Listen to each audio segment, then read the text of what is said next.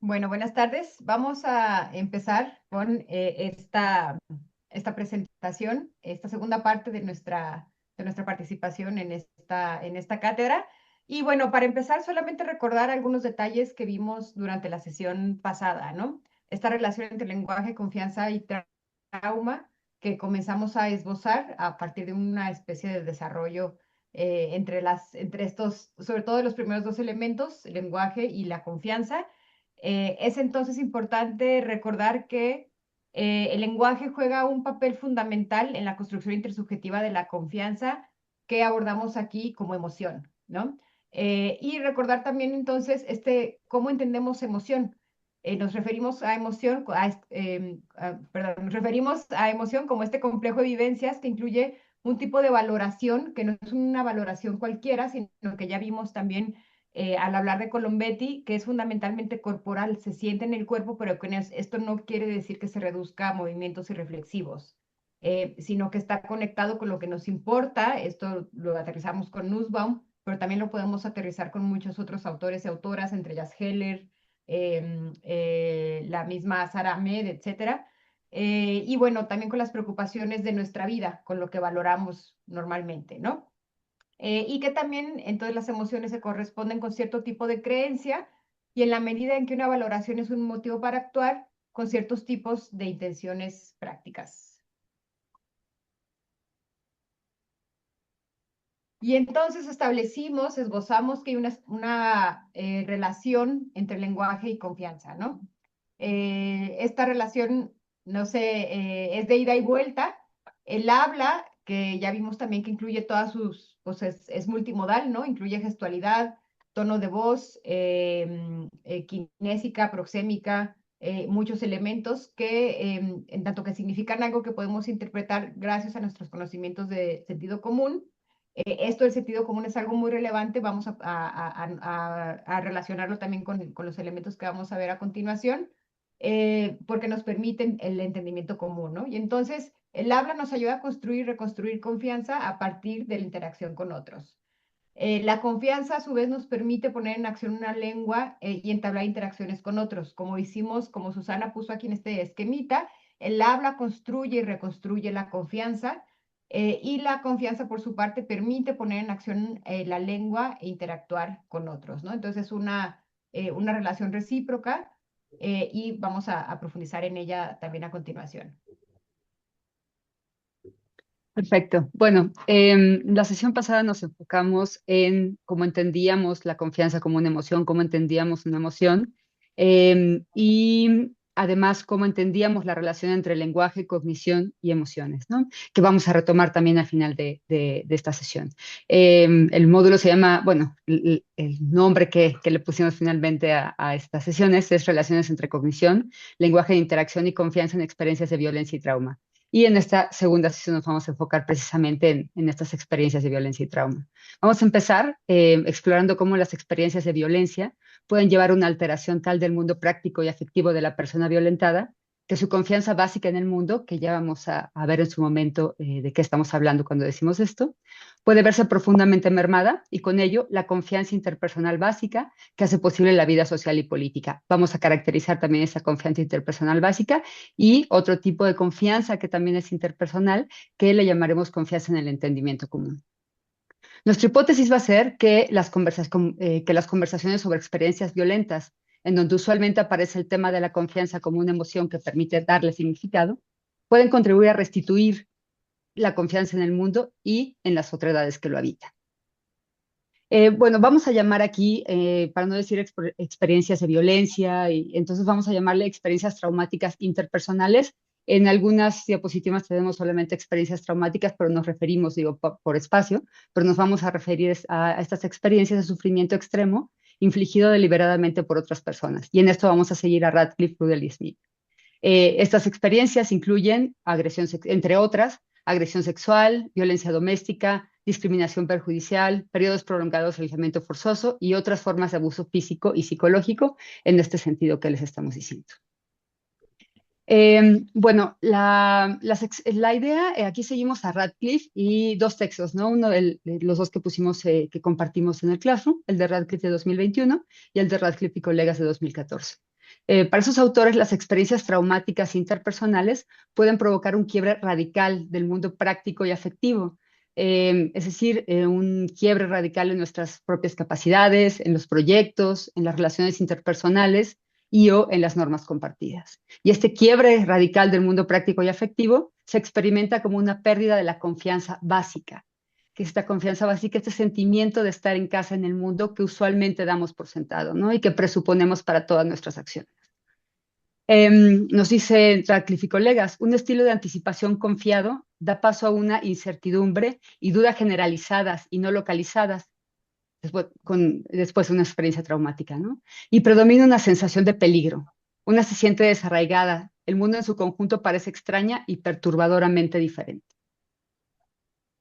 Estos autores también señalan que la pérdida de confianza básica en el mundo puede tomar diversas formas. Por ejemplo, al enfrentar una enfermedad crónica o, por ejemplo, quizás sufrir lesiones que llevan a un problema físico muy fuerte, ¿no? Se puede perder la confianza en las propias capacidades y habilidades. Por otro lado, en las que vamos a analizar ahora, los que se pierde tras una experiencia traumática, lo que se pierde tras una experiencia traumática interpersonal es la confianza en otras personas que habitan el mundo y que no necesariamente conozco, ¿no? Que es a lo que le vamos a llamar confianza básica interpersonal. Y esta se caracteriza por una alteración generalizada de las expectativas en relación con los otros. Como vamos a ver más adelante, en lugar de esperar, por ejemplo, que si yo encuentro a alguien por la calle, en una calle sola de noche, me va a decir, ¿qué tal? Buenas noches, vecina, o más bien pues me voy a cruzar la calle quizá porque voy a sentir miedo, ¿no? De que me pueda hacer algo. O sea, la expectativa ya no es que tengan buena voluntad hacia mí, sino que el mundo se percibe ya a través de los lentes de estas experiencias traumáticas, como veremos más adelante. Bueno, habíamos visto también en otras sesiones previas a la nuestra principalmente, que la confianza generalmente se concibe como una relación tripartita, que estos autores llaman three-place trust, ¿no? ¿Qué es por qué tripartita? Bueno, tienen esa estructura, ¿no? A confía en B para hacer C. Yo confío en Mirna para hacer una presentación, ¿no? Por ejemplo. Algunos otros autores distinguen esta confianza tripartita de otra forma de confianza que le llaman bipartita o estos autores le llaman two-place trust. Es decir, A confía en B en general, ¿no? Mirna es muy amiga mía y yo confío en Mirna, ¿no? No para algo específico, sino en general, ¿no? Tengo una confianza en Mirna, depositada en Mirna. Pero la confianza que se pierde tras una experiencia traumática parece no estar localizada en ningún individuo en particular y mucho menos para hacer algo en específico, ¿no? O a lo sumo se localiza en un estereotipo o idea de persona. Eh, por eso estos autores le llaman confianza unipartita, one place trust, ¿no? Y esta confianza unipartita está presupuesta por la confianza tripartita y bipartita. Nos dicen Radcliffe y colegas, uno primero tiene que confiar, ¿no? Confiar en general, tener confianza interpersonal en otras personas, en otras personas en general, para poder confiar en que Y haga Z, ¿no? O confiar en Y de manera más general. Entonces es una confianza presupuesta, por eso es una confianza básica. Interpersonal porque es en los otros en general. Bueno, y entonces nos dicen Radcliffe y colega, lo que distingue al trauma interpersonal es la subversión de la confianza interpersonal que implica. La otra persona reconoce la vulnerabilidad de uno y responde a ella no con cuidado, sino infligiendo daño deliberadamente. Tales experiencias pueden conducir a un cambio en la dinámica vulnerabilidad-confianza, por el cual la anticipación del daño se convierte en un aspecto saliente de la experiencia interpersonal, dando forma a todas las relaciones interpersonales. La confianza interpersonal unipartita se erosiona y se pierde. Y bueno, nos preguntamos si esta es, cómo se habla de la confianza, ¿no? Este término, confianza, aparece de manera general, lo que nosotros entendemos como confianza básica interpersonal, aparece frecuentemente en las narraciones de primera persona y también, como podemos ver en los ejemplos que vamos a poner, en algunas conversaciones que yo he analizado para observar justamente los efectos de la violencia y en el caso específico de esta pues sí, de este grupo, de esta red, específicamente para analizar las emociones, ¿no? Entonces, por ejemplo, cuando hablamos de experiencia de acoso y violencia sexual en lugares públicos, ya les había contado la edición pasada que yo estoy analizando justamente experiencias de violencia en general, ¿no? Pero en el caso de las mujeres, y esto es bastante, eh, pues iba a decir interesante, pero también es doloroso, ¿no? Frecuentemente la violencia que atravesamos las mujeres o la violencia de la que más hablamos entre mujeres es la violencia sexual, ¿no? Y entonces, bueno, las mujeres en estas conversaciones evidencia la pérdida de este tipo de confianza. Porque saben que este tipo de eventos son habituales, ¿no? Frecuentemente en las mujeres, sobre todo en las mujeres jóvenes, se les grita en la calle, se las manosea en la calle, en el transporte público, y en ocasiones más fuertes, en ocasiones se pasa a una violencia, pues sí, más fuertes como la violencia cruenta, con la violación cruenta, perdón, que se puede dar en cualquier momento, ¿no?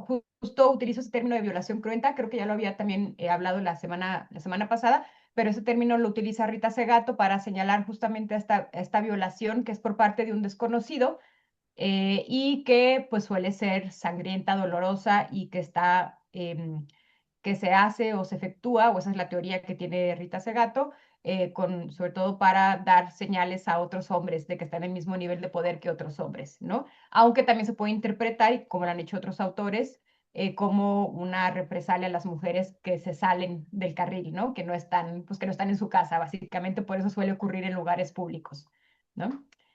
Vamos a la siguiente, Susana, para poner el ejemplo. Este ejemplo no viene en los artículos que pusimos en Classroom, pero lo tengo dentro del corpus que analicé. Y este fragmento es un ejemplo de lo que llamamos One Way Trust o la confianza básica. Esto de básica, pues que Susana y yo lo estuvimos discutiendo muchísimo y ahorita vamos a profundizar, ¿no? Porque nos faltaba como una definición específica, ¿no? Pero bueno, lo entendemos así, ¿no? Que, por ejemplo, esta mujer habla me parece que en el enunciado 18, cada numerito que ven aquí en cada enunciado es el número de enunciado. En el enunciado 18 dice ya tenía cierta confianza, ¿no?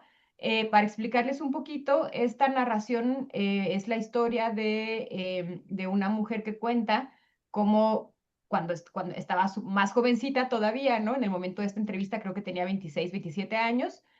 Cuando estaba en la prepa, dice, pues yo me iba caminando, pero ese día iba súper cargada y decidí parar un taxi. Dice, ya estaba muy acostumbrada a hacerlo, o sea, caminar hacia su casa de regreso, de que todo, y sí, o sea, de que todo el mundo en los carros te grita cosas y todo, pero pues yo iba tranquila, ya tenía cierta confianza, ¿no? Es decir, tenía confianza, no necesariamente interpersonal, ¿no? Sino una confianza en que no le iba a pasar nada, ¿no? En que el mundo, en el que iba a estar tranquila en el mundo, ¿no? En el que nadie le iba a hacer daño en ningún individuo en específico, ¿no? No es una confianza enfocada en ningún individuo en específico. Y entonces iba cargada de cosas, decide tomar el taxi, y para el taxi y se da cuenta que ese taxi viene ocupado, ella dice, no, pues ya vienes ocupado, y las personas que van en el taxi le empiezan a insistir en que se suba de manera bastante agresiva, ¿no? Entonces ella empieza a caminar, y el taxi va atrás de ella varias cuadras hasta que ella se da cuenta que nadie le está ayudando y que no, la única respuesta es pues decirles, ponerse ruda y decirles pues lárguense y déjenme en paz, ¿no?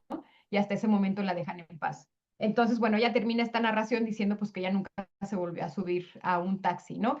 Esta experiencia dentro de todo no entra, o quizá no entraría como trauma en el sentido de que no es una experiencia tan violenta, ¿no? Pero sí refiere a un miedo, como les decía, a un probable aumento de la violencia, ¿no? Es decir, ¿qué hubiera pasado? Ella se queda con la idea de que hubiera pasado si se sube al taxi, ¿no? Pues una posible violación o alguna cosa similar, ¿no? Si nos vamos a la siguiente, Susana, por favor. En el siguiente, este sí viene, sí es parte de la secuencia, de la serie de secuencias de historia que analizo en este artículo sobre habla y confianza que les pusimos en Classroom, y es justamente un fragmento de la narración en la que también podemos observar cómo esta persona, esta mujer que está contando su experiencia de violencia sexual, tiene esta confianza básica. En el enunciado 55, dice por ahí, yo creo que era una persona muy confiada en que a veces las cosas no tienen por qué pasar, ¿no? Dice, pero claro, es difícil abordar este tipo de temas cuando las situaciones ya se convierten en algo más difícil. Esta situación más difícil a la que se refiere es la violación cruenta que vivió por parte de un extraño en Playa del Carmen, ¿no? Y ella, como vamos a ver, se brinca en estas, no da, nunca profundiza en esta violación, en las características o cómo sucedió esta violación, ¿no? Si nos vamos a la siguiente, tenemos otro fragmento, otro turno, el fragmento anterior estaba en el turno 8, este es del turno 26, es decir, varios turnos después, continúa, retoma la narración, y entonces habla justamente de cómo por ahí al final de la narración dice, bueno, es algo súper triste porque ella habla de que en su momento prefería haber muerto, ¿no? Para no tener que vivir todo lo que vivió después, ¿no? Porque además del trauma de la violación, pues después vivió violencia institucional, revictimización y otras cosas, ¿no? Entonces dice que reflexiona, que en su momento decidió, pues pensaba ya mejor, que hubiera sido mejor haber muerto ahí, pero dice, el dar el paso después, es decir, una vez que ya se pudo reponer, entre comillas, es tan difícil porque todo a tu alrededor te ataca, aunque no te esté atacando, pues eso es lo más impactante de la violencia para mí, ¿no? Lo que está diciendo entonces Va a es quitar que, un poquito y a lo mejor va a poder comer si es que le da hambre. Eso se lo tengo que explicar. Luis Gabriel, perdón, ¿tienes tu micrófono No, encendido? Y nos está no. interrumpiendo un poquito. Perdón. Entonces les decía que esta conversación, en este fragmento se puede observar el paso de la confianza, de esta confianza en el mundo, a la desconfianza, ¿no? Y esta confianza se basa en una experiencia de violencia interpersonal o de trauma interpersonal. Bueno, Perdón por moverla, estaba queriendo sí, no te silenciar. preocupes. Sí, dale, dale. Perfecto, gracias. Bueno, habíamos dicho ya en la sesión anterior que las emociones contienen, como aquí voy a citar a Nussbaum, que las emociones contienen una referencia ineliminable al yo, ¿no? Al hecho de que se trata de mi esquema de objetivos y valores cuando yo siento emoción. Los valores asociados con las emociones son evaluaciones desde mi perspectiva, no desde un punto de vista imparcial, encierran una referencia ineliminable al yo. Ya habíamos visto esa cita en la sesión pasada. En ese sentido, cuando hay un daño tan fundamental al yo como el que ocurre en experiencias traumáticas, el mundo se ve a través de los lentes del trauma. Por ejemplo, a partir de una experiencia de violencia sexual, voy a desconfiar de los hombres desconocidos que me encuentro por la calle, porque existe la posibilidad de que la violencia de algún tipo, en diferentes grados, pueda volver a suceder.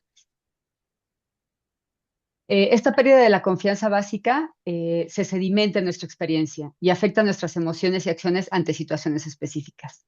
En términos de Nussbaum, podemos nombrar esta sedimentación como lo que ella llama emociones de fondo, background emotions, las cuales, nos dice, perduran en el tejido de la propia vida y resultan cruciales para explicar nuestras acciones, aunque puede resultar preciso una circunstancia específica para que afloren a la conciencia. De acuerdo con Nussbaum, cuando las emociones pasan ya al fondo, van perdiendo su fuerza. Ella está hablando en este sentido del duelo que experimentó cuando murió su madre, ¿no?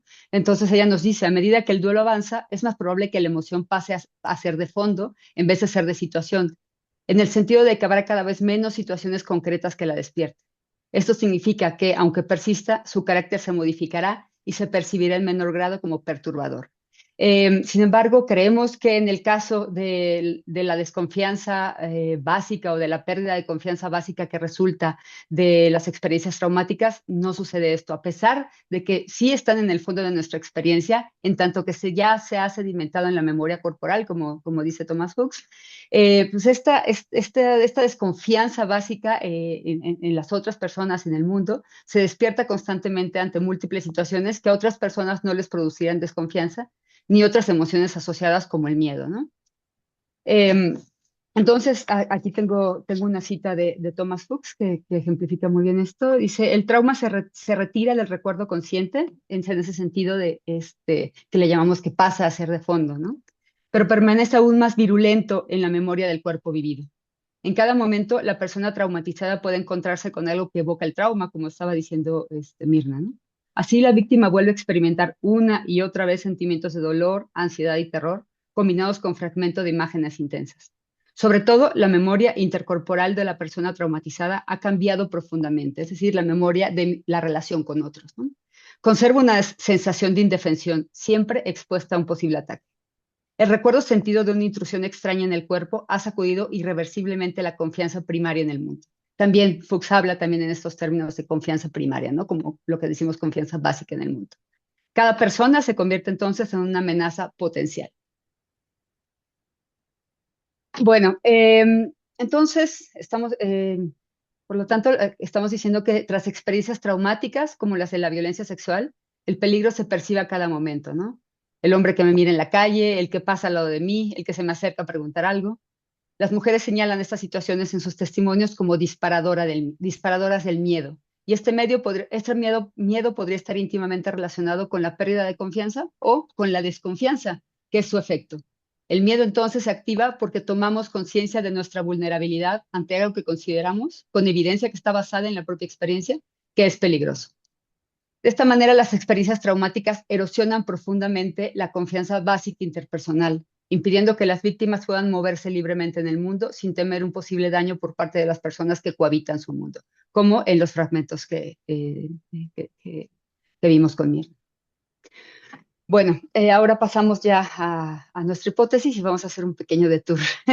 En nuestra hipótesis es que la confianza o la pérdida de esta, es decir, desconfianza, como tópico de las conversaciones sobre violencia, puede abonar a la construcción de la confianza, desconfianza en el mundo y en las otredades, es decir, desconocidos que la habitan. Bueno, como señala Radcliffe, y estamos de acuerdo con él, es que, y está haciendo alusión a una psiquiatra, Herman, dice, es ampliamente conocido que hay beneficios terapéuticos asociados con ser capaz de articular la experiencia estas experiencias traumáticas, ¿no? Haciendo esta articulación de las experiencias traumáticas una cuestión muy importante en términos prácticos, ¿no? Entonces, nuestra idea es que hablar de la experiencia traumática y así darle sentido podría ayudar a ir recuperando la confianza, en tanto que dicha conversación puede contribuir a reconfigurar la propia estructura cognitiva. Cuando expresamos y negociamos las emociones, como ya vimos también la sesión pasada, se va produciendo una nueva forma de sentir que es aceptada por las hablantes, que como ya nos dijo Mirna, le llamamos afiliación, una afiliación entre los hablantes, lo que puede determinar las creencias y las acciones futuras en casos similares. Bueno, la concepción del valor que da forma a nuestra vida emocional se forma, al menos en parte, de manera intersubjetiva, por medio de una puesta en común que se da principalmente a través del habla, incluyendo sus elementos paralingüísticos. Eso también es un poco un resumen de lo que habíamos visto ya en la sesión pasada y la vamos a retomar también un poco más adelante. Sin embargo, aquí está el pequeño detour que les decía, esta propuesta parece enfrentarse con un problema, ¿no? Aunque Radcliffe reconoce la importancia fundamental que tiene hablar sobre las experiencias traumáticas, como pueden ver en la cita que les acabo de leer, también sugiere que la alteración del mundo habitual que ocurre tras dichas experiencias puede ser una de las razones por las que estas experiencias sean muy difíciles de comunicar, como ya vimos en el pasaje que nos leyó Mirna, ¿no? Y al que vamos a regresar después. Es como si el lenguaje fuera inadecuado para articular estas experiencias verbalmente. Radcliffe le llama esto como experience of words failing o experience of language failure. De este modo, las experiencias traumáticas trastocan de tal manera el mundo de las personas que dificultan el entendimiento común. En este sentido hablamos de esto de habitar mundos distintos, ¿no? Radcliffe en su planteamiento, y Susana y yo lo estuvimos discutiendo largo y tendido, sí se trataba de una pérdida de las palabras, porque por momentos lo nombra así, ¿no? Una pérdida de las palabras, y decidimos, después de analizar muy bien estas lecturas, que más bien se trata de una resemantización de las palabras asociadas a la experiencia traumática, ¿no? Por ejemplo, hambre, sed, transporte, sexo. Estas palabras adquieren, tras una experiencia traumática que involucra algo de esto, pues un significado ajeno al significado compartido por la comunidad lingüística. Esto hace particularmente difícil comunicar la experiencia porque como el lenguaje es autorreferencial, es decir, se relaciona con nuestra propia vida, los interlocutores continúan asociando las palabras en cuestión con su mundo habitual. Esto Radcliffe lo explica de esta manera, ¿no? Dice que para describir el contexto del trauma a quienes residen en el mundo habitual se utilizan palabras que son familiares a la comunidad lingüística, pero que han adquirido otro significado para el hablante tras la experiencia traumática. El significado común de dichas palabras se ha perdido para la víctima como si habitara un mundo distinto. Aquí vemos con esta imagen entonces que la persona que está en el contexto A y la persona que está en el contexto B parecen compartir un mundo, pero en realidad cuando el trauma es trauma, es decir, cuando implica esta irrupción en la vida de las personas, la persona se sitúa en una esfera de significado diferente en donde ya no se comparten estos elementos referenciales, ¿no? Es decir, y ahorita vamos a poner un ejemplo, ya no, una palabra ya no significa o ya no comparte la referencia o se siente, se percibe que ya no se comparte la referencia del mundo habitual en el que se habitaba antes y en el que sigue viviendo o habitando la persona con la que está interactuando, ¿no? Esta resemantización, este ejemplo de resemantización lo pusimos en el taller también. Este fragmento justo de esta experiencia de violencia, de esta narración de violencia, donde esta hablante dice, entonces para mí fue una impotencia porque todo el tiempo fue un maltrato verbal, todo el tiempo fue, o sea, una situación que me entró por los oídos y pues por todo el resto, ¿no? Este es un testimonio desgarrador, porque el significado nos damos cuenta, obviamente, tras un análisis, de que entrar en esta conversación ya no significa para esta hablante lo que normalmente entendemos con este verbo, ¿no? Sino que se refiere a la penetración forzada de la que fue víctima. Y entonces esto nos permite observar por qué para ella es tan difícil contar su experiencia de violación y vamos a profundizar en eso un poquito más adelante.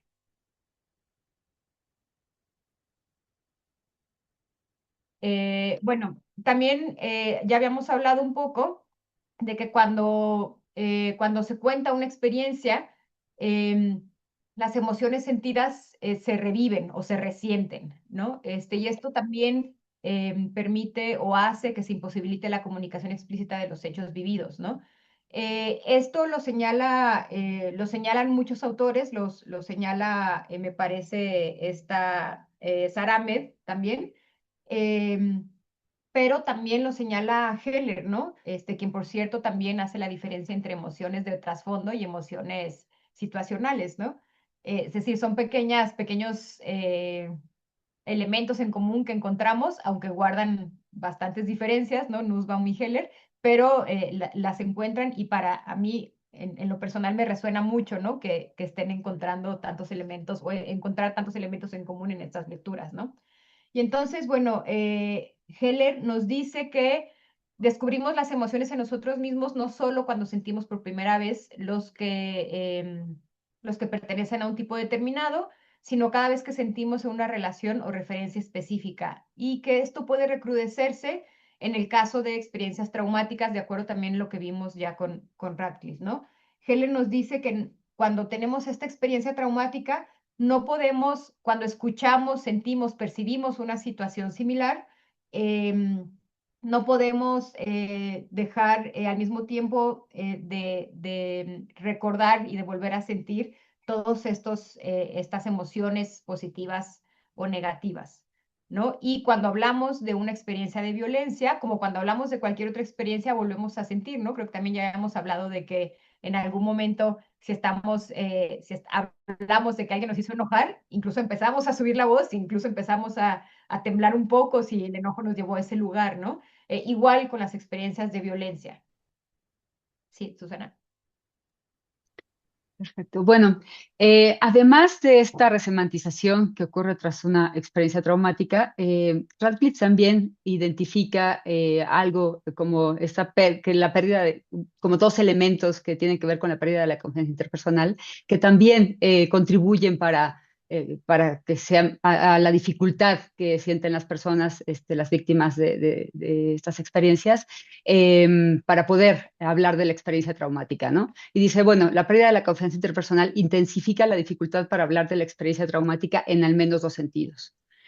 Uno, pues dice, la subversión de la expectativa prereflexiva que tenemos por default de que las otras personas son benevolentes y de que podemos depender de ellas para nuestros proyectos, como ir por la calle y pararme y preguntarle a alguien la hora para saber a qué hora voy a llegar y no o pedirle a alguien que me preste 5 pesos para porque se me perdió mi bolsa, ¿no? Y entonces, o sea, que me pueda acercar a alguien y que esas personas van a ser benevolentes, ¿no?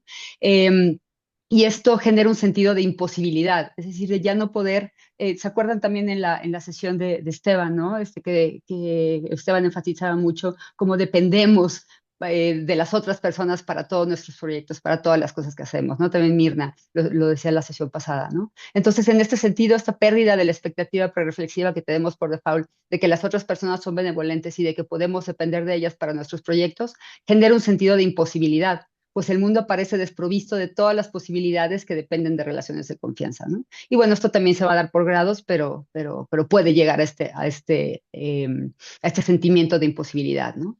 Las palabras se vuelven entonces vacías al no haber prospecto de nuevas posibilidades comunicativas en torno a proyectos que dependen de relaciones de confianza. Por otro lado, al intentar compartir la experiencia, pues ya la persona violentada anticipa una falta de entendimiento, ¿no? Nos dice Radcliffe, cuando hay desconfianza, no se anticipa empatía, apoyo, preocupación ni orientación, sino más bien amenaza, condena, malos entendidos, burlas e indiferencia. Esto afecta la experiencia de la comunicación.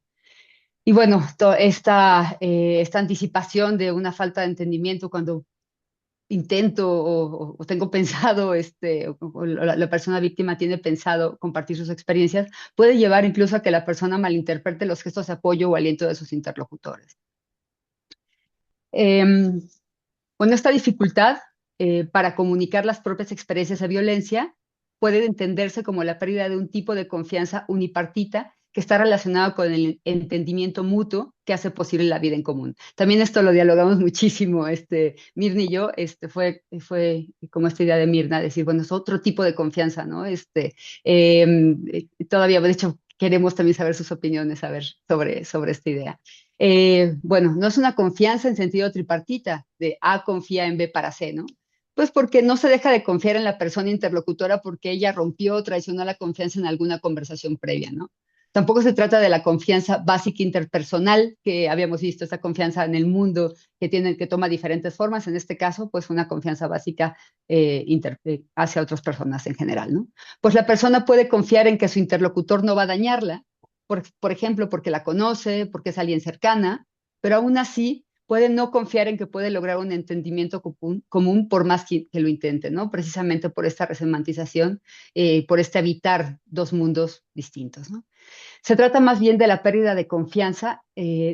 Ahorita, David, déjame terminar esto y ahorita te doy la palabra, Rocío. Se trata más bien de la pérdida de confianza en que cualquier persona pueda comprender la experiencia traumática personal y los nuevos significados que se han llegado a asociar con las palabras vinculadas a dicha experiencia. Listo, Rocío. Justamente iba a preguntarles sobre esto mismo que decías, que otras personas puedan comprender la experiencia, porque me preguntaba hasta qué punto es tan relevante la resemantización. Estoy pensando que, por ejemplo, el humor, el doble sentido, el calor que a veces hay entre jóvenes requiere una resemantización, pero no lo sentimos. Primero, desde luego, no como violencia.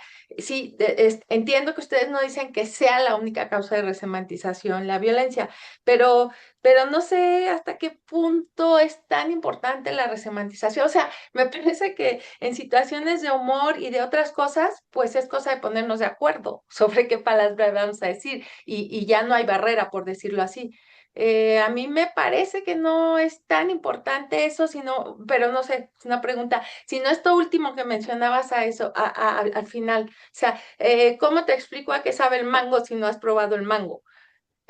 ¿Cómo te explico qué es ser violentado de esta manera si no has sido violentado así y si además hay como un sistema social que quita importancia o que no reconoce o que no visibiliza eso como violencias, ¿no? El patriarcado, por ejemplo.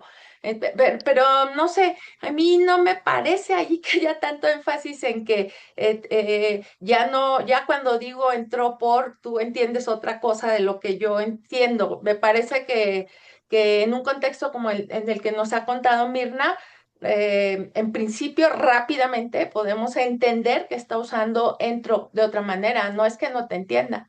A mí me parece que no es que no entienda que estás haciendo referencia con entro a otra cosa. No me parece pues tan complicado eso, sino más bien lo que decías, o sea, cómo, cómo hago que para ti sea comprensible esta violencia. No sé si me Es que explico. sí, sí, sí, perfecto, sí te explicas muy bien, Rocío. Yo creo que vienen, ahorita a reserva de lo que diga Mirna, pero yo creo que vienen unidos. O sea, finalmente voy a tener este entendimiento porque todo lo que yo estoy cargando cuando digo entró, o sea, no es solo, entró significa otra cosa diferente, igual y nos faltó como aclararlo mejor, pero o sea, también se revive la experiencia y el significado que trae toda la carga de recuerdos, de sensaciones corporales, de humillación, de miedo, que viene asociada con entró, la otra persona no la siente. Y entonces, en ese sentido, pues también se anticipa que no me va a entender. O sea, vienen como estas dos vienen ligadas, vienen de la mano. Y finalmente, aunque hay resemantización en otros contextos, o sea, la idea es que la resemantización carga como un universo ya distinto, un mundo, o sea, toda la persona todavía, precisamente también por lo que le exige de la sedimentación de la cita de Fuchs, en su cuerpo, y también en lo que dijo de Heller, se revive la experiencia y entonces todo eso no se puede comunicar a la otra persona porque se están utilizando términos que finalmente en un contexto que es el contexto habitual no tienen toda esa carga emocional. No sé si Mirna quiere decir Sí, algo. ay, perdón. Sí, Sí, sí, pues sí. sí. No, Dale, escucho. Rocío, dale, dale. No, es que pensaba, si yo estoy hablando con una amiga que ha sufrido una violencia de ese tipo y bueno, y me dice entro y me está contando y tal, yo no creo que si soy empática, no sé, si tengo cierta conciencia feminista, sí, no creo que no lo sintiera. O sea, siento que no es el término, no, la imposibilidad no está en que yo no sienta, bueno, no lo sé, o sea, no está en la asociación de un término con una cierta experiencia, que ahí no es el problema, porque creo que si un hombre está oyendo decir y entro, pues a lo mejor pasa eso que dices, pero si una mujer como Mirna, entrevistando a estas mujeres, dice, escucha, entro, ella sí entiende, no es y bueno, o Mirna o alguien más que no necesariamente ha sufrido una experiencia de violencia. Pero bueno, en todo caso, me quedo pensando en eso. Sí, No ahorita sé. vamos a poner ejemplos porque, Sí, Rocío, porque me parece que justamente ahí nos enfrentamos a a varias situaciones, ¿no? Una, por ejemplo, el hecho de no poder decir, ¿no? Que vamos a ver un ejemplo a continuación, ¿no? A lo que yo le llamo elisión, ¿no? Se evita o se evade hablar de la experiencia por la carga semántica que tiene. Y esto hace que la persona, es decir, estamos hablando de que la persona siente o cree a partir de la pérdida de confianza en el mundo que ha tenido a causa de esta experiencia de violencia, que no va a ser entendida. A lo mejor sí va a ser entendida. El problema no está en el recipiente, ¿no? Sino la persona que habla. ¿Qué sucede con esta persona que es incapaz de hablar? Y hay muchos ejemplos, ¿no? De personas que tras una experiencia traumática pierden el habla, ¿no? Y no la pierden por una lesión, no se trata de una afasia o una pérdida del lenguaje, se trata de que las personas dejan de creer a partir de esta pérdida de confianza que hay un sentido compartido de las experiencias. El trauma es tal que se pierde esta confianza, que hace posible, además, según nuestra hipótesis, la vida común, ¿no? Es decir, si no hay esta confianza básica que tiene que ver con el entendimiento mutuo, entonces hay una muy alta probabilidad de que no se, de que, pues sí, de que no podamos hacer acciones en conjunto, ¿no? De que no podamos tener una vida común, ¿no? ¿Por qué? Porque me niego a hablar, porque el trauma es tal que no hay ya una relación entre los referentes anteriores con los referentes actuales que me ligan a ese momento traumático, ¿no? Entonces creo que en parte eso es a lo que vamos, ¿no? Y esto lo podemos ver en este ejemplo que también está en este artículo, ¿no?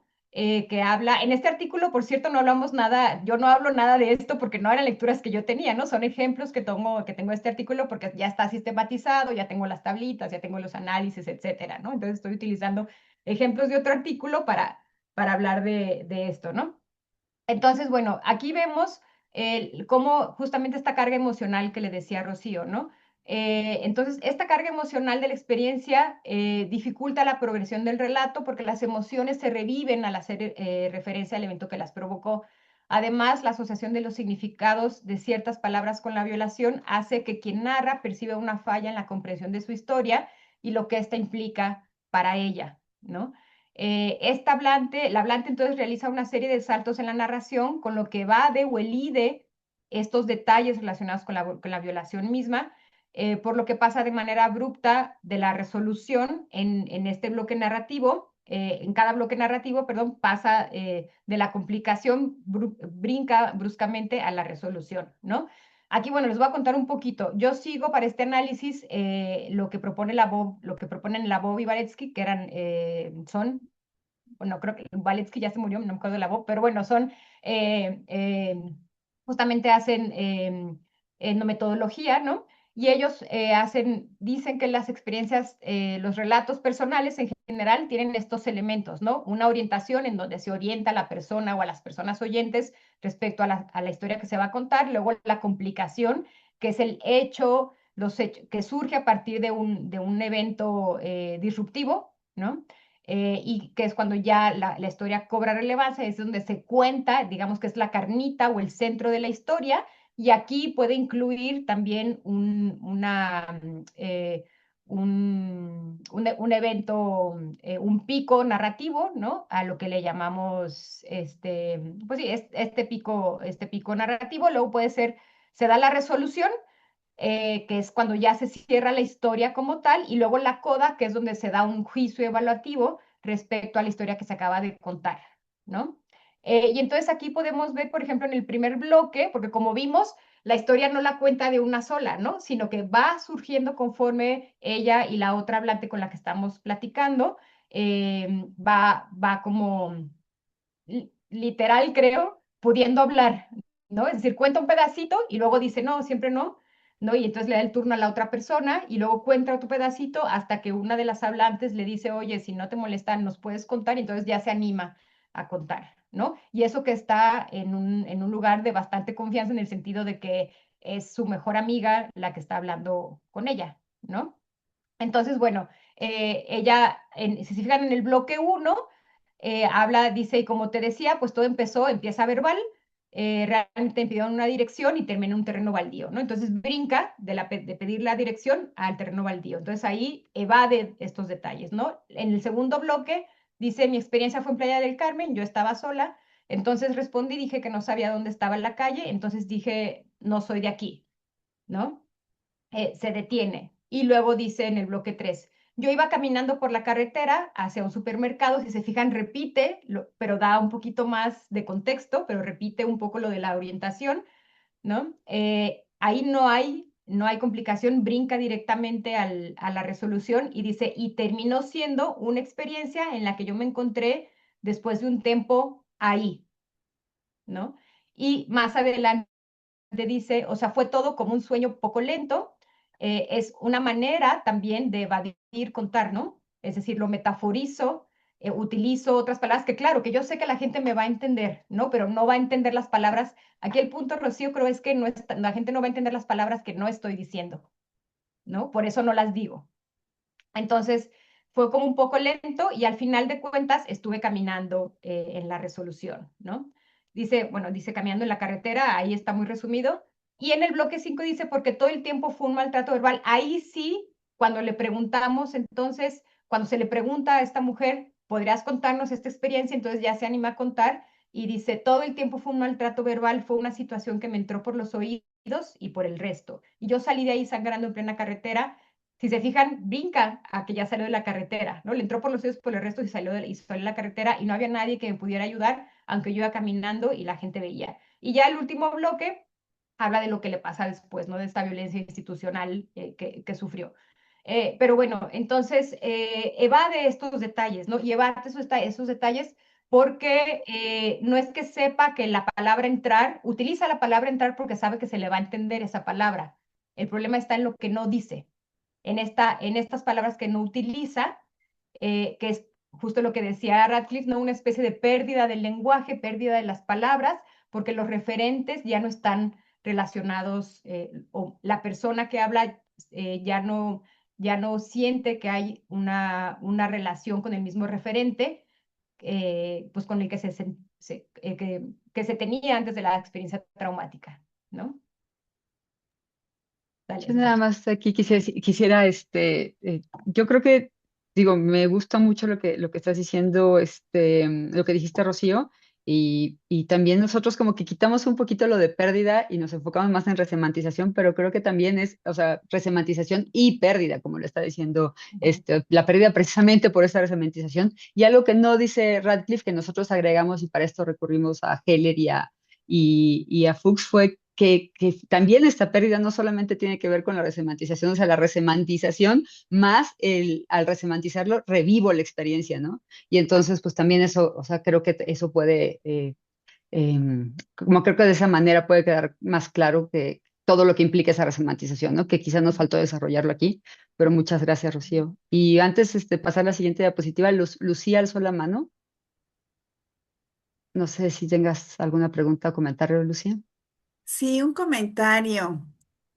Eh, Entiendo que hoy estamos en un nuevo tiempo y que se está tomando y se está visibilizando el papel de nosotras las mujeres. Sin embargo, en esta preparación que se está abriendo, hay muchas cosas que se empiezan a visibilizar. En esta parte donde dice eh, la asociación de los significados de ciertas palabras con la violación hace que quien narra perciba una falla en la comprensión de su relato. Pues no está errada, ¿eh? O sea, no es que ella sienta que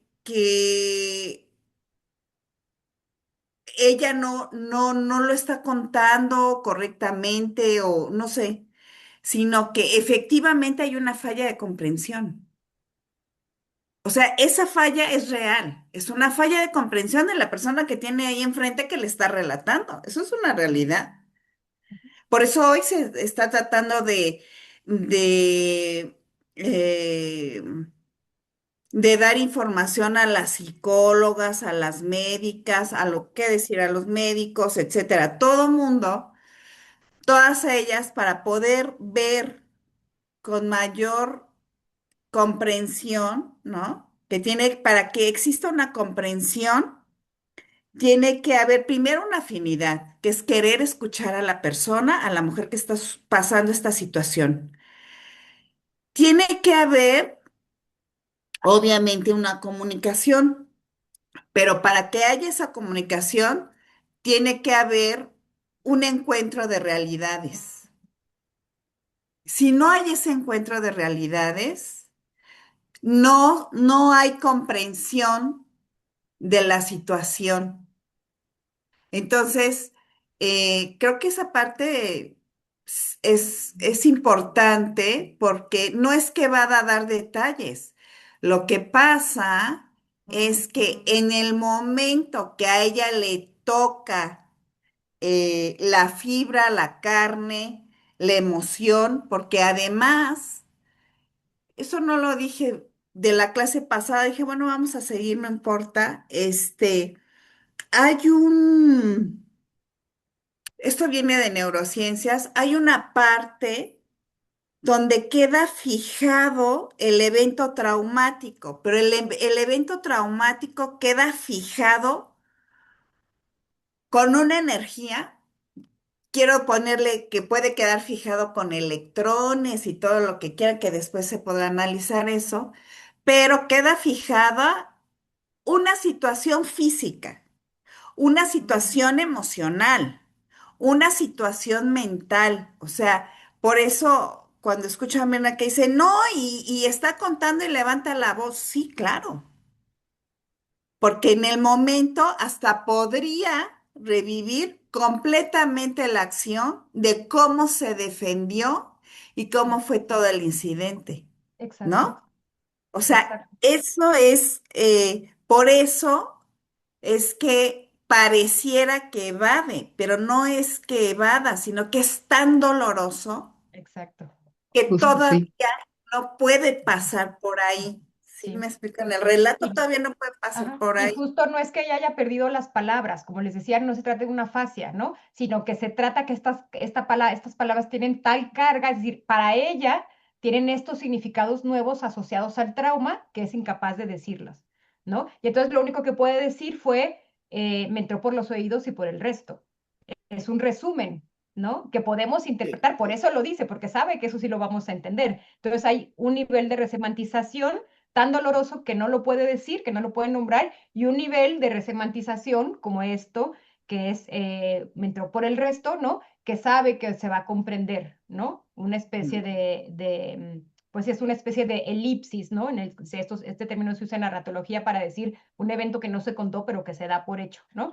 Entonces, pues sabemos es decir, esta persona, al perder esta confianza en que va a ser comprendida, pues prefiere no nombrar, ¿no? Y prefiere no nombrar por todo lo que significa, ¿no? Por todo, como dices Lucía, porque va a volver a sentir el trauma, ¿no? Y aquí quiero también hacer el paréntesis de que esta persona que me contó su historia, ya habían pasado varios años y ella ya había pasado, al final de la conversación lo cuenta, ¿no? Que ya llevaba muchos años de terapia y que incluso tenía a su pareja y que seguía teniendo problemas con su pareja relacionados con esto, pero que lo había podido superar gracias a que ya podía hablar de eso en este momento porque ya tenía mucho tiempo en terapia, ¿no? Esa terapia fue la que le hizo superar su idea de suicidio incluso, ¿no? De que ella decía, ya no, que me hubiera gustado ya no pasar de ahí, ¿no?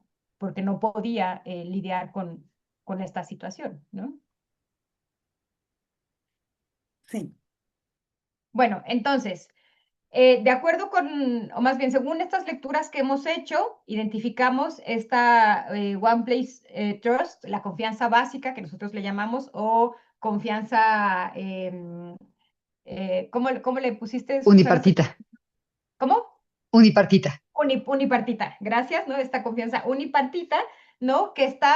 Lo pusimos así porque justo teníamos un diagrama de círculos concéntricos y yo le preguntaba, les decía, y eso fue hace ratito, ¿no? Que le decía a Susana, ay, es que no estoy segura de que todavía lo podamos poner como que una abarca la otra, ¿no? Más bien lo ponemos así como una relación o como tipos de confianza unipartita o de confianza básica, ¿no? Entonces está la confianza en el mundo, que según Radcliffe, él lo define y me encantó esta definición, estar en casa en el mundo, es decir, tener la seguridad de que me levanto y el piso va a estar ahí, ¿no? Y que abro la puerta y va a haber un mundo afuera, ¿no? Y que voy a saludar al vecino y el vecino, pues no me va a hacer nada, ¿no? Es la confianza habitual con la que usualmente me involucro en lo que va ocurriendo en mi cotidianidad, ¿no?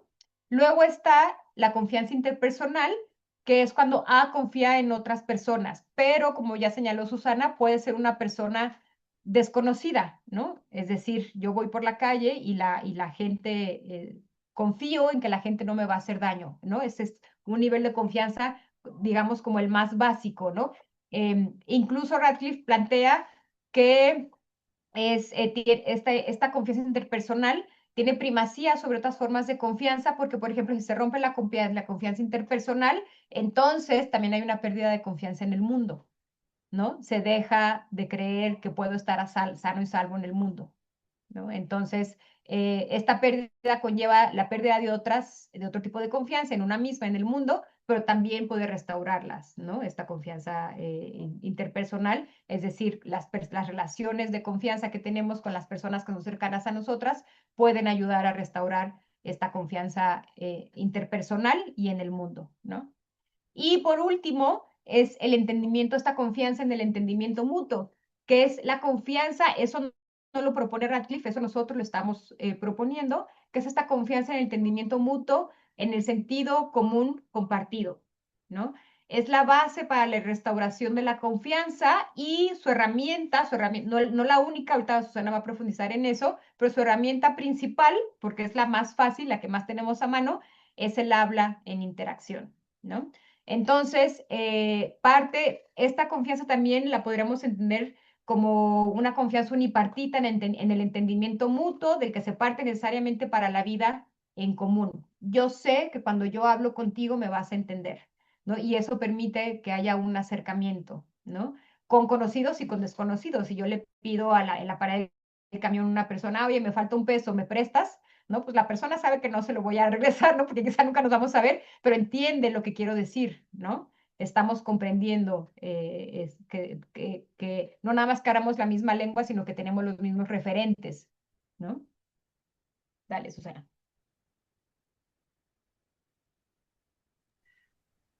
Muy bien. Bueno, como ya había dicho Mirna, este entendimiento mutuo para realizar acciones conjuntas que es prerequisito para la vida social, pues no se limita al lenguaje, ¿no? Incluso entendido con todas sus multimodalidades, aunque el uso específico de una lengua, es decir, la capacidad del lenguaje realizada en el habla, juega un papel relevante en la comprensión del mundo y de las otredades, como vamos a ver después. Por ejemplo, Seaman, que es el otro texto que les pusimos como opcional, considera acciones conjuntas no lingüísticas, ¿no? Como bailar en pareja. Claro que en algún momento se puede platicar cuando estás bailando, pero bueno, considerando, por ejemplo, incluso este baile en pareja, ¿no?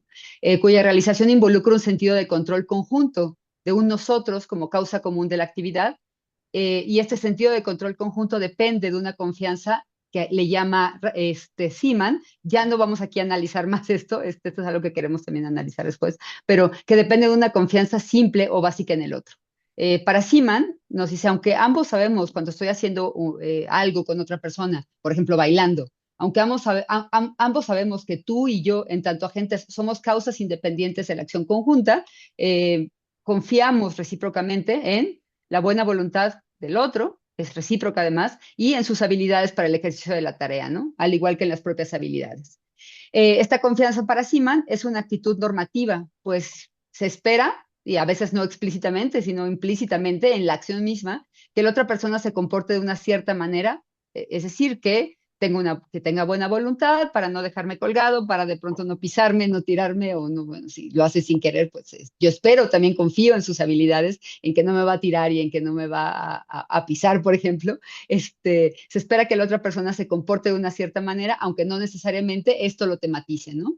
A lo mejor lo puedo tematizar cuando voy a acercarme a bailar con alguien porque ya lo he visto antes y digo, ah, claro, él baila bien, y entonces me acerco a él y no me acerco a la otra persona que he visto cómo baila terrible. Sin embargo, a veces sucede que de pronto solamente estamos bailando con alguien, ¿no?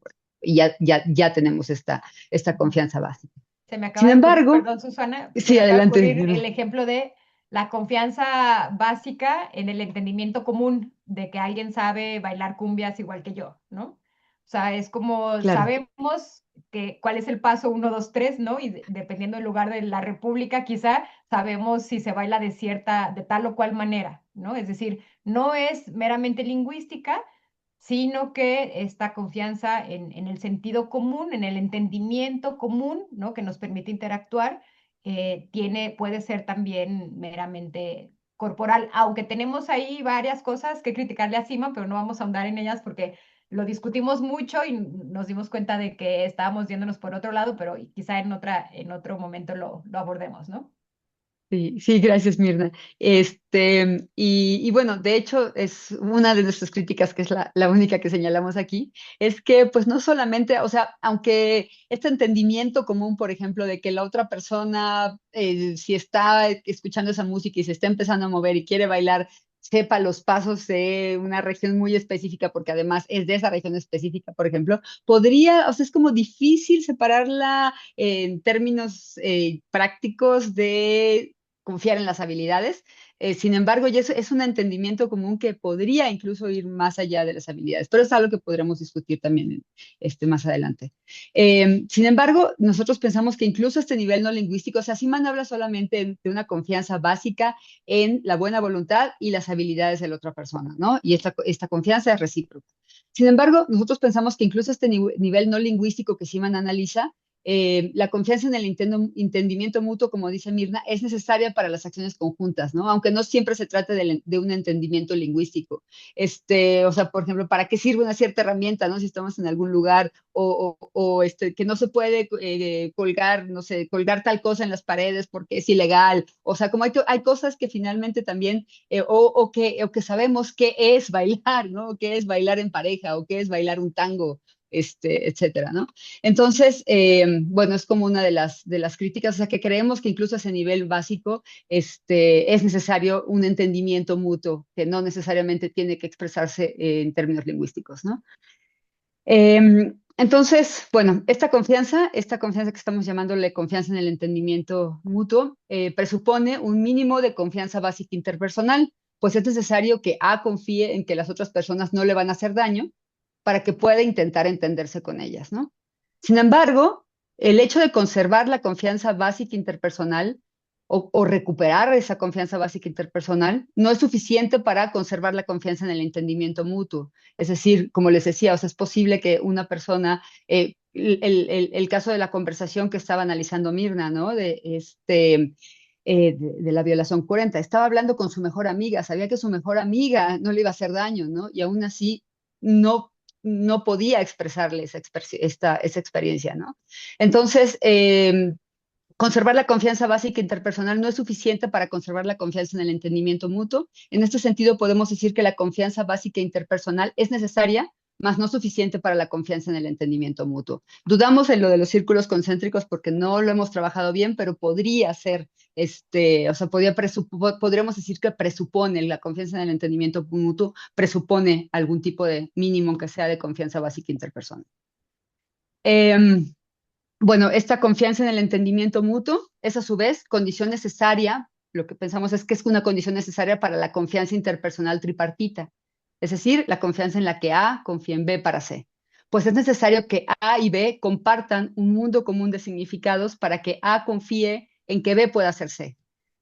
En el caso de las conversaciones sobre experiencias traumáticas, es necesario que A confíe en que las otras personas no le harán daño, es decir, esta confianza básica interpersonal, y además que serán capaces de comprender la experiencia que A quiere comunicar. Es muy posible que ya en algún cierto nivel, por ejemplo, después en la terapia, ya después de muchas experiencias en las que mi terapeuta me ha entendido, por ejemplo, pueda yo expresar cada vez más, ¿no? Por ejemplo, estas experiencias.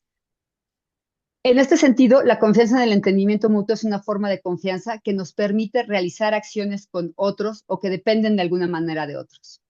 Aún más, el entendimiento mutuo a partir del lenguaje nos permite realizar acciones que son fundamentales para la intersubjetividad, como conversar, y a partir de las cuales construimos el mundo social. Y aquí tenemos una pregunta para abrir la discusión.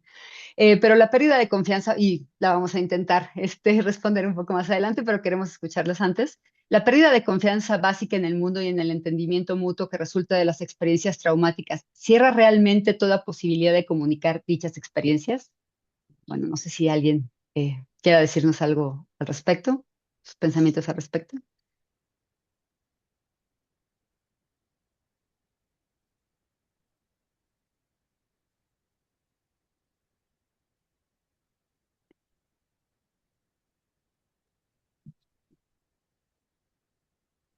A ver, Brenda. Pues parece que no, porque como nos han estado diciendo, también en estos silencios comprendemos, en esta expresión corporal nos entendemos. Claro, creo yo que es porque todos formamos parte de un contexto y podemos tener estos puntos en comunes todavía, que no necesitan del lenguaje verbal, ¿no? Pero que es otra manera en que podemos comprender. Sí, muy bien, Brenda. Guillermo. Hola, buenas noches. Buenas noches. Yo estaba pensando, hará unos 5 minutos, a lo mejor con un par de participaciones antes, un poco en lo sucedido ayer en Teotihuacán, y con esta pregunta que haces ahora, puntualmente pienso como si de repente eso haría, eh, por ejemplo, para quienes no estuvimos ahí, pero que tenemos toda esta cuestión de las redes, las noticias, y que incluso hemos ido en otras ocasiones, que pueda inhibir eh, las visitas, ¿no? Y no solo ahí, sino como en lugares de concentración, que creo que es también un poco lo que luego opera, como este pánico colectivo de un poco como piedra en el estanque a partir de las redes y todo lo instantáneo de la información. Entonces, de repente me quedé pensando un poco en eso, porque, bueno, ahora han cerrado las zonas arqueológicas, bueno, específicamente la de Teotihuacán, pero ¿en qué medida eso, digamos, pasa como de un plano individual a algo colectivo? Y como digo, ¿no? Sin que necesariamente haya sido la experiencia directa, sino más, pues todo lo mediático que nos haya podido empapar. Gracias. Gracias, Guillermo. Sí, justo Mirna y yo en algunos mensajes previos ayer platicábamos un poco de eso, ¿no? Del impacto que pueden tener los medios de comunicación y esa idea del pánico colectivo o de las sociedades, voy a usar el término no en sentido psiquiátrico, sino de estas sociedades paranoicas, ¿no? De pronto por tanta información, tantos sucesos bueno, tantas cosas que suceden, eventos que suceden de este tipo y además, pues que están en todos lados. Pero Mirna, no sé si quieres decir algo más al respecto. No, hablábamos Susana y yo ayer de la indignación, ¿no? De cómo yo le platicaba justo de otro evento horrible, ¿no? De la muerte de esta mujer que fue asesinada, que parece que le ofrecieron trabajo y que fue al lugar y esta joven, ¿no? De 21 años. Y le decía que justamente se generan sentimientos colectivos como la indignación, pero se generan de una manera similar a las conversaciones cotidianas, ¿no? Yo le cuento a una amiga que me pasó algo y esa amiga se enoja y dice, suelta frases como, ay, pinche viejo, ¿no? Porque se indigna igual que yo, ¿no? También sucede algo paralelo, no es exactamente igual, porque no funciona, no es una comunicación como la oral, la cara a cara en las redes sociales, pero despierta también sentimientos colectivos que se construyen. Entonces, a lo mejor a mí me ha dado pena, me había dado pesar, pero a partir de leer todos los comentarios en Twitter, bueno, en X, ya se me salió la edad con eso de Twitter, en X o en Instagram o en donde sea, em, mi emoción se va modificando, ¿no? Porque digo, ya no es tanto esta tristeza y este pesar, sino esta indignación, porque estoy leyendo comentarios que hablan sobre cómo el gobierno no hace su trabajo, cómo la Guardia Nacional no sirve, como, yo qué sé, el tráfico de armas de Estados Unidos, etcétera, ¿no? Entonces, efectivamente se empiezan a generar emociones colectivas que pueden modificar la emoción subjetiva, ¿no? La emoción personal. Sí, exacto, como lo que decía Mirna la sesión pasada, ¿no? Que con el habla se modifica, y que vamos a decir también después, ¿no? Con el habla se modifican nuestras emociones, se construyen, se reconstruyen, y estas emociones no solamente tienen que ver con el sentimiento, con las creencias y con las acciones que asociadas a ellas, ¿no? Sí, muchas gracias, Guillermo. Luis Gabriel.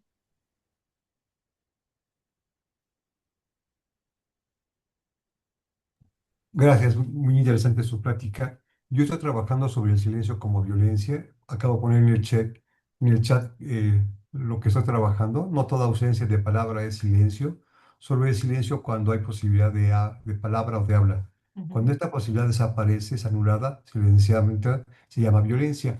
Ustedes están preguntando si hay pérdida de confianza básica en el mundo de las experiencias traumáticas, pues yo tengo una tesis que dice que el silencio es redondo, cuando usted lo avienta regresa, cuando lo abre está, no hay nada, pero si lo rompe se multiplica. Yo creo que el tema de todos de ustedes es cuando ese silencio se rompe y las gentes comienzan a levantar la voz, es cuando realmente se rompe el silencio. O sea, hay que abrirlo, romperlo para que la gente lo pueda entender. Veamos a las mamás de las mujeres de Juárez. Yo les puse le puse las mujeronas, no por despectivo, sino porque son grandes mujeres que se pudieron abrir la boca y enfrentarse al gobierno, y esto permitió multiplicar y que nos diéramos cuenta de lo que estaba pasando en Juárez.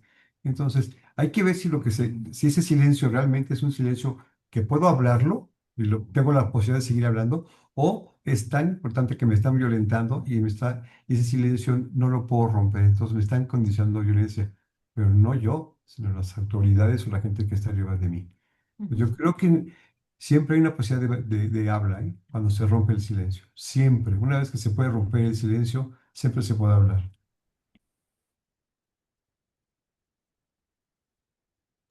Gracias. Ujú. Muchas gracias, Luis Gabriel. Mirna, no sé si quieras comentar algo. Bueno, el mensaje de Miguel que apenas estaba leyendo dice, me parece que lo explica muy bien el primer axioma de Paul Václavic, que establece que es imposible no comunicar. Todo comportamiento humano en presencia de otro tiene valor de mensaje, lo que significa que la inactividad, el silencio y la evitación, incluso sin palabras, transmite información consciente o inconsciente. Claro, ahí hablamos justo de por qué se elige otro medio, un medio alternativo, ¿no? Por qué se elige el silencio y que se comunique o con otras palabras o con una gestualidad o con una lágrima o algo así, ¿no? Por qué sucede eso, ¿no? Y sucede, y esto lo sostiene Radcliffe, ustedes tienen ahí 2 artículos también, los pueden leer. Radcliffe señala que es justamente por el trauma, ¿no? El trauma hace que esta confianza básica se pierda y entonces se pierde no se pierde el lenguaje, es decir, lo que señalaba también Luis Gabriel, ¿no? No es que no haya posibilidad de palabra, sí hay posibilidad de palabra, pero no se puede decir porque se revive a ese nivel las emociones y vuelve a herir, ¿no? Vuelve a lastimarse, vuelve a sentir. Justo lo que señalaba el compañero arriba de respetar el habla, no hablar por el estrés postraumático, justo porque revive estas emociones, ¿no? Por eso, por ejemplo, cuando hablamos de revictimización, cuando se les hace a las mujeres que han sufrido violencia sexual o a cualquier persona, ¿no? Cuando se les lleva al Ministerio Público, que ahora ya no se hace el careo, pero en su momento a mí me tocó, por ejemplo, tener que hacer un careo, ¿no? Y es repetir 40.000 veces la misma historia, ¿no? Hasta que una dice, ya, basta, ¿no? Ya, si se lo van a llevar a la cárcel, bueno, ¿no? Y si no, ni modo, porque es tanto el desgaste y la revictimización que cada vez que una habla respecto a su experiencia, vuelve a sentir esta violencia ejercida y las emociones relacionadas, ¿no? Entonces, por eso es tan importante. Me parece que justo ese es un elemento muy importante de este análisis que estamos haciendo, ¿no? Antes de dar la palabra a Luis Gabriel, que alza la mano, voy a leer el comentario de Susana, el que hizo referencia a Mirna. Dice Susana Sánchez, no creo, como respuesta a la pregunta, incluso en algunas mujeres el hablarlo puede llegar a sanar en algo ese trauma. Pero también, como decía Mirna, también es importante respetar el no hablar por el estrés postraumático. Así que no creo que la pérdida de confianza en el mundo sea lo que provoca cerrarse, aunque cada cabeza es un mundo también. Bueno, Luis Gabriel, ¿querías decir algo? ¿No? ¿Ya? Ok. Bueno, entonces vamos a la última parte, que ya es como un esbozo de esta propuesta de la restauración de la confianza mediante la conversación, ¿no? Como señalamos anteriormente, la emoción de confiar en otra persona para realizar una acción conjunta se ve erosionada con la experiencia de trauma, que eso es lo que vimos anteriormente. Sin embargo, como también ya dijimos, tenemos la hipótesis de que puede ser reconstruida con otra acción conjunta, la de la conversación sobre la experiencia traumática. Entonces, a la respuesta anterior, nosotros creemos que sí hay posibilidad, ¿no? Em, bueno, Radcliffe y colegas ya hablan de cómo las interacciones con ciertas personas pueden contribuir a modificar lo que anticipamos que ocurrirá en nuestras relaciones interpersonales y de ese modo facilitar la restauración de la confianza básica en el mundo, ¿no? Dice que muchas veces, pues, que a veces vamos con personas con las que nos sentimos muy bien, que finalmente Radcliffe ha trabajado mucho sobre la depresión y entonces es como, bueno, hay gente con la que incluso puede ayudar, podemos sentirnos un poquito mejor, ¿no? Aunque estemos muy mal, podemos como nos hacen ver cosas, enfocarnos en detalles, las mismas actitudes, las gestualidades, la manera en que se ríen con nosotros, por ejemplo, puede contribuir a modificar, ¿no? Entonces, ¿por qué dice que contribuye a modificar lo que anticipamos que ocurrirá en nuestras relaciones interpersonales? Porque ya empiezo a tener relaciones en las cuales la otra persona no me ataca, ¿no? La otra persona trata de entenderme y me doy cuenta de que trata de entenderme. Y entonces para esos autores esta es una manera, o sea, estas interacciones con ciertas personas, amigas cercanas, gente de la familia, terapeutas, por ejemplo, pueden contribuir a modificar lo que anticipamos que ocurrirá en nuestras relaciones y de ese modo pueden facilitar la restauración de la confianza básica en el mundo. Estos autores señalan que no es necesario, como les decía, que la persona con la que se interactúa diga nada, pues lo que importa es su estilo de interacción, es decir, que me empieza a provocar confianza. No es alguien que me va a atacar, por ejemplo, ¿no? Y este estilo de interacción puede hacerle sentir a la otra persona o a criticar o a atacar verbalmente o a decir, ay, estás tonta o ¿por qué hiciste esto? ¿No? Por ejemplo. O con señas, por ejemplo, ¿no? Que también es parte de este lenguaje, puede hacerle sentir a otra persona que su vulnerabilidad no está en riesgo y que otro tipo de interacciones son posibles. Cabe preguntarse si una interacción no lingüística puede ser suficiente para restituir la confianza básica o si es necesario compartir las propias experiencias traumáticas con otras personas de manera verbal para poder significarlas y de este modo transformar los sentimientos, creencias e intenciones prácticas asociadas con dicha experiencia. Bueno, estamos conscientes de que esta es una pregunta abierta, pero creemos que al conversar sobre dichas experiencias tiene un enorme potencial para ello. Como señala la psiquiatra Judith Louise Herman, recordar y decir, la verdad a ella se refiere como contar nuestra verdad, ¿no? Como nuestra experiencia. La verdad acerca de eventos terribles son prerequisitos tanto para la restauración del orden social como para la sanación de víctimas individuales. Bueno, la resemantización de las palabras asociadas con la experiencia traumática, ya vimos que hace que ya no se comparta su sentido con otras personas que no han vivido experiencias similares, o por lo menos no se comparta todo lo que está detrás de ellas, ¿no? Y que se anticipe una incomprensión por parte de las interlocutores al hablar de dicha experiencia. Sin embargo, todavía se comparten muchos otros significados, y eso es algo que estuvimos también discutiendo mucho Mim y yo, ¿no? Por lo que quizá la confianza en el entendimiento mutuo no está rota por completo, aunque sí puede estar severamente erosionada. Esta posibilidad de entendimiento, pensamos, es la que hace posible superar el trauma mediante, por ejemplo, la terapia psicológica, que se basa en restituir los significados perdidos. Entonces, las interacciones seguras, por ejemplo, con amigas, familiares, terapeutas, puede ayudar a cambiar el estilo de anticipación, como ya vimos con Radcliffe y colegas, abriendo la posibilidad de confiar a que no todas las otras personas nos van a provocar daño. No todas las personas son un peligro, ¿no? Además, los episodios de violencia interpersonal no resultan necesariamente en la pérdida de confianza básica interpersonal hacia todo tipo de personas. Por ejemplo, una mujer víctima de violación por parte de un hombre desconocido puede haber perdido la confianza en los hombres que no conoce, pero puede seguir confiando en las mujeres o por lo menos en las mujeres de su círculo cercano. Con estos espacios de interacción abiertos, pensamos que es posible comenzar un proceso de restitución de las palabras resemantizadas y en este sentido de la experiencia, para poder expresar esta experiencia y además recuperar la confianza interpersonal perdida o erosionada tras la experiencia traumática. Sí, entonces, bueno, desde los estudios de lenguaje de interacción, esto ya lo vimos la sesión pasada, se entiende que las emociones se realizan a través de una intrincada producción conjunta en la reacción social. Esto quiere decir que las emociones se expresan, se administran y se organizan de manera coordinada durante la interacción social para realizar acciones de manera progresiva. Justo lo que decía Miguel, ¿no? Miguel Otero. Todo comunica, ¿no? Comunica mi tono de voz, mi expresión, pero también comunican las palabras, es decir, todo en conjunto genera, al hablar de emociones o al hablar de una experiencia de violencia o traumática, como en estos casos, todo esto tiene que ver con la manera en la que generamos acciones, ¿no? Y entonces durante la interacción conversacional, la confianza intersubjetiva producida con o depositada en la persona interlocutora realiza, en ese sentido, en activo, la construcción subjetiva de esta actitud práctica frente al mundo. De este modo, a través de la interacción social, los significados que todavía se comparten con las otras personas permiten dar sentido a las experiencias contadas y ayudar a modular las propias emociones, ¿no? En este sentido, hablamos también, bueno, si quieres pasamos a la siguiente, porque creo que me voy a adelantar.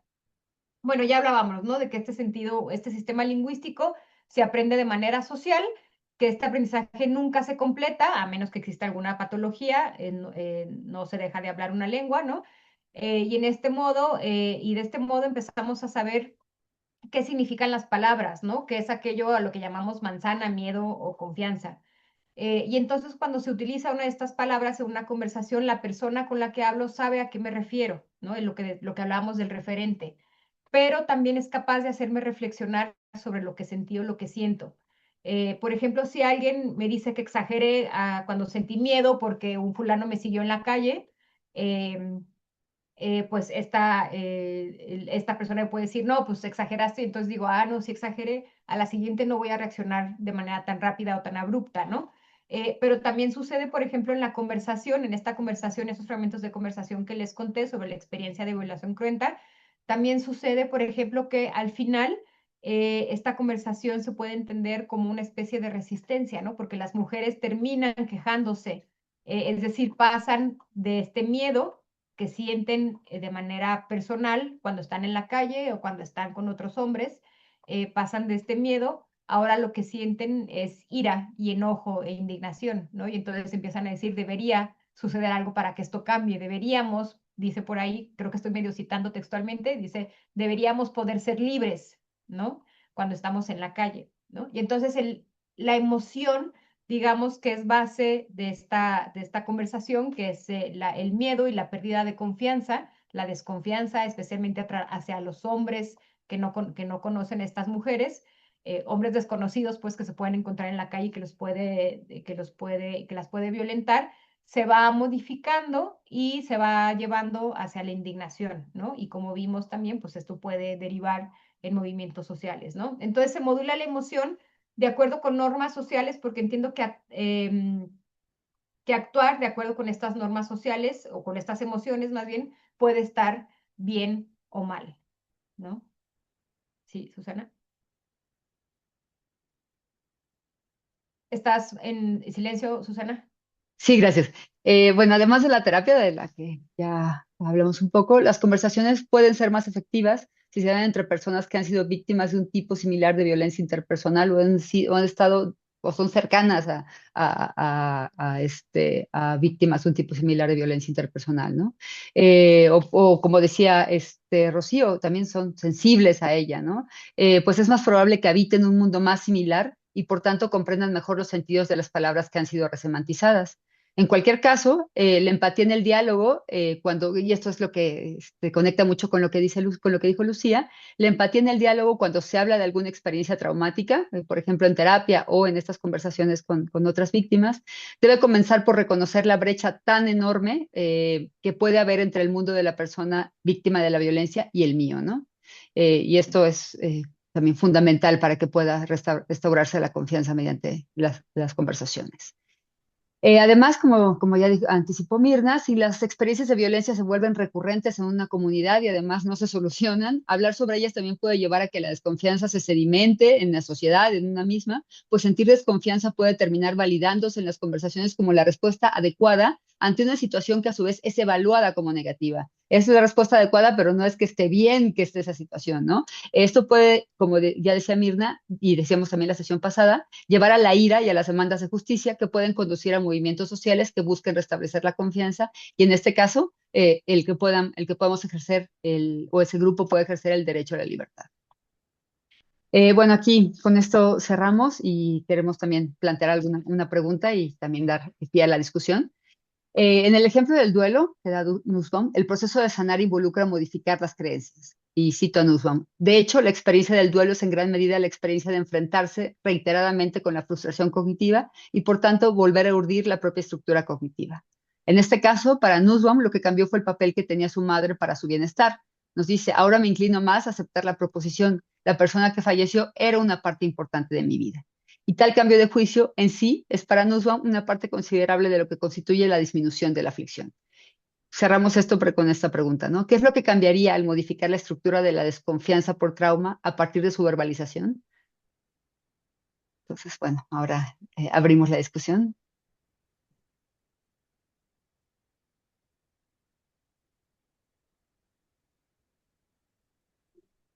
Ahora les escuchamos.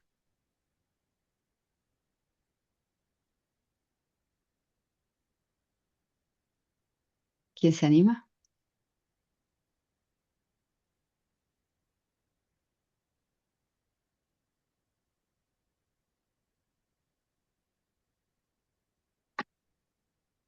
O sea, ¿cómo se modificaría esta estructura de la desconfianza, así como Nussbaum dice con respecto al duelo, cómo se transformaría con respecto a la confianza? Sí, Rocío. Sí, yo no voy a contestar, pero creo que pues yo pondría en duda esta afirmación de Nussbaum. Como hemos dicho ya y ustedes decían también en la sesión pasada, la teoría de Nussbaum es muy cognitiva y parte de su problema es ese, para poder explicar por qué tengo duelo y después ya no. O sea, cómo el duelo se va debilitando, ella está obligada a su teoría a decir que tiene que haber un cambio de creencia, pero eso es muy discutible y de hecho lo han discutido muchos y muchas autoras justamente desde perspectivas que no tienen una comprensión marcadamente cognitivista, o sea, que pueden involucrar creencias, pero que no son creencias, porque Nussbaum dice que las emociones son creencias. De hecho, ella cree que las asociaciones físicas de las emociones, o sea, movimientos corporales, se explican, dice ella, como variantes de pensamiento, y mi pensamiento va y viene, y por eso me agito, etcétera. O sea, yo creo que eso es muy cuestionable. Entonces, bueno, quería decir sobre todo eso. Yo no pensaría en dar una explicación de lo que pasa cuando la conversación podría digamos, modificar esa estructura de desconfianza a través de la virtualización. La respuesta que yo buscaría no sería en términos como los de Nussbaum, porque creo que es equivocada esta teoría, ¿no? Es Pero una bueno, respuesta, Rocío, y de hecho estoy de bueno, acuerdo. eso sobre la pregunta. Ahora sí creo que cambia algo. Estoy pensando que cambia, pero no en los términos de Nussbaum. Ujú.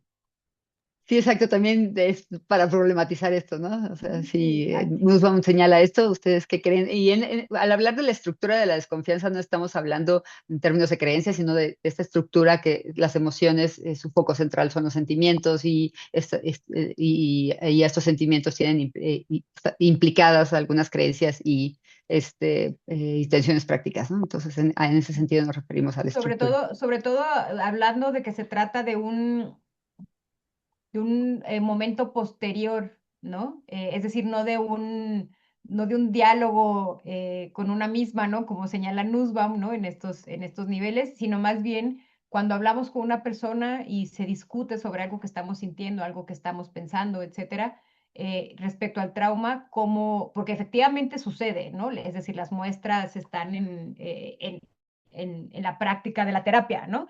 Pero no sé si al hablar cómo sucede, qué puede cambiar, ¿no? Al hablar con las personas, ¿no? Sobre el trauma.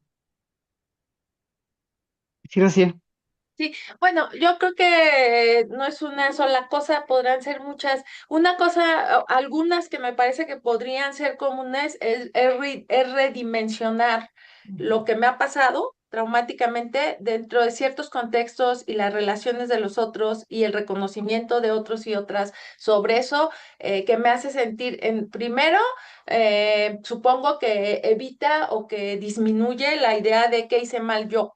Si somos tantas las que hemos sufrido eso en tantas situaciones, eso apunta a que no es que yo hice algo mal, yo no debería y lo pude evitar, ¿no? Sino que hay otras cosas y eso ayuda, supongo, a que la desconfianza que uno pudiera tener o para evitar estos problemas teóricos, quizás no la desconfianza, sino la falta de seguridad que uno pudiera, o la pérdida de seguridad en uno mismo que uno hubiera podido sufrir, que no necesariamente tiene que tematizarse como desconfianza, disminuya. Y otra, creo, el reconocimiento de un problema que no soy la única que he vivido, supongo que puede hacerme sentir que estoy acompañada con otros en cómo enfrentar esa situación. Y por otro lado, creo que cuando uno sufre una experiencia traumática, parte de lo que sucede es como una visión de túnel. Me estoy ahí y no veo nada más alrededor, pero hablar con los otros que están en momentos y otras que están en momentos distintos de un trauma, por ejemplo, que está menos reciente o más, también permite dimensionar las posibilidades, digamos, de salida, ¿no? Quitarnos o disminuir la idea de que no hay salida, siempre va a ser así, no voy a poder, porque a lo mejor vemos que otras personas han transitado más allá o han podido reconstruir. E igual vemos que otras están más atrás que nosotras en el proceso, o sea, lo podemos ver como un proceso, pues, y eso supongo que puede ayudar. Y bueno, es a partir de compartir y verbalizar la experiencia, supongo. Exacto. Así es, Rocío. Muchas gracias. Antes Exacto. de darle la palabra a las siguientes personas, si te parece bien, Susana, porque ya tiene ratito el comentario de Mariel, Sí, dice, justo. considero que la palabra permite dar sentido a situaciones que al ser traumáticas no están aún estructuradas en palabras. Probablemente la desconfianza puede ser más intuitiva que verbal y al verbalizar alguna situación, la desconfianza se puede reafirmar o rechazar, más o menos en el mismo sentido que señalaba Rocío, ¿no? Sí, Sí. Lucía. Sí, gracias. Bueno, creo que esta parte, hay veces que no sé ni qué me preguntan en esta parte, pero verbalizar una situación traumática lleva todo un proceso. Y parte del proceso, o sea, muchas mujeres se preguntan, ¿por qué a mí? ¿Por qué me pasó a mí? Antes se hacía, se le echaba toda la culpa, porque no era la responsabilidad, sino la culpa, a las mujeres si traen falda corta, si traen botas, si tienen el pelo largo, si lo tienen corto, etcétera, etcétera, etcétera. Entonces, en ese proceso de tener comprensión, cuando ya pasa cierto número límite, etcétera. Es decir, si uno hace una entrevista a 1.000 mujeres, yo les aseguro que las 1.000 mujeres han estado en una situación de violencia, de tal manera que esta verbalización permite visibilizar esta estructura de desconfianza que se manifiesta, pero además crea condiciones a las mujeres, Ujú. de tal manera que eh, en esta verbalización se ha podido visibilizar qué tipos de violencias existen, porque no, en este caso, bueno, es la violencia cruenta, como bien dice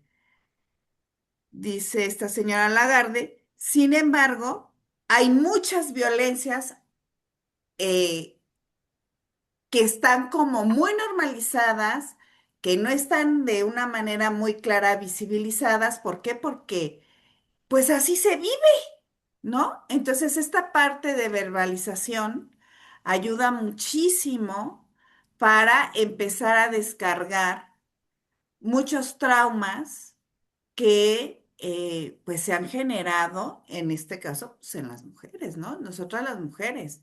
Entonces creo que esa parte se vuelve muy importante, porque se puede estar viviendo violencia sin saberlo, de lo normalizado que está. Por ejemplo, este caso de Avenida Revolución me llamó mucho la atención, porque imagínate la desconfianza que se genera ahora entre todas nosotras cuando estás buscando una oferta de trabajo, ya no sabes si ir, no ir, o ir acompañada, o espérame aquí afuera. Si me tardo más de media hora, una hora, yo te voy diciendo en el WhatsApp que estoy bien. O sea, imagínate nada más, porque esta era una joven, este, vaya, una joven que estaba buscando una oportunidad de mejorar su condición económica. Entonces, creo que esa parte de la verbalización sí es muy importante. Es, es, es cuanto. Muchas gracias, Lucía. Eh, Brenda, sí, sigue Brenda, ¿no? Sí, sí, eso. Yo considero que lo primero que se cambia es el valor que le damos a nuestro testimonio, o que en este caso las víctimas le dan al testimonio, y que también hay una reconexión, ¿no? Cuando ustedes comentaban que las personas sentían que no había un entendimiento, que no podían, que las palabras no eran suficientes para que los demás entendieran qué era lo que había atravesado. Y creo que esta verbalización puede ayudar sobre todo al entendimiento de las otras personas, y que esta persona considere de nuevo que sus palabras tienen sentido en los contextos diferentes, ¿no? A pesar, ya con toda esta resignificación, creo yo. Ahora, una cuestión que me surgió también a raíz de este caso que también ponía Lucía, es ¿qué sucede? Porque, por ejemplo, pues sí debe de haber un círculo de confianza para que podamos expresar estos testimonios, estas dudas, y también para que se restablezca la confianza. Pero, ¿qué sucede cuando yo vi muchos comentarios de hombres que decían que pues finalmente había sido culpa de la víctima de Edith porque claro. ninguna oferta de trabajo era tan buena, ¿no? Incluso en uno de los comentarios, o sea, el post en Facebook los retaba, ¿no? De, bueno, a ver, era una mujer que iba bien vestida, iba a una entrevista de trabajo, lo hizo por los medios correctos, ¿no? Y entonces ahora, ¿qué van a poner de pretexto? Y el primer comentario era eso, de, ay, es que fue su culpa porque era una oferta de trabajo maravillosa y eso es ilógico, eso es falta de sentido común, ¿no? ¿Qué pasa en esos casos? Sí, esto sucede mucho, Brenda. Yo me acuerdo que hace poco también leía de las personas desaparecidas acá en Jalisco, ¿no? Que hay una incidencia fuerte en hombres me parece que es de 16 a 25 años o 27 años, no me acuerdo, y que decían, no, pues es que son reclutados por el crimen organizado porque están como no desaparecidos, están como, no, perdón, no están como desaparecidos, están como no localizados, porque de repente todavía hay movimientos en sus tarjetas de crédito o en cosas así, ¿no? Y es porque están muy probablemente cooptados por cárteles, ¿no? Por grupos de poder.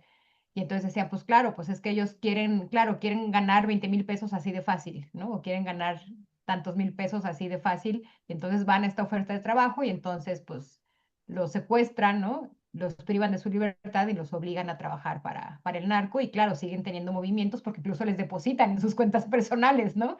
Porque a varios sí les pagan, ¿no? A otros no, a otros los obligan y los truenan, como dice, ¿no? Pero bueno, esta revictimización se da muchísimo, ¿no? Y creo que es, por ejemplo, parte por lo que las mujeres acostumbramos, como hizo esta chica, en compartirnos la ubicación, ¿no? Que es lo que decían, es que ella hizo todo bien, ¿no? Les dijo a sus papás a dónde iban, compartió el Uber, el taxi de Uber que pidió, avisó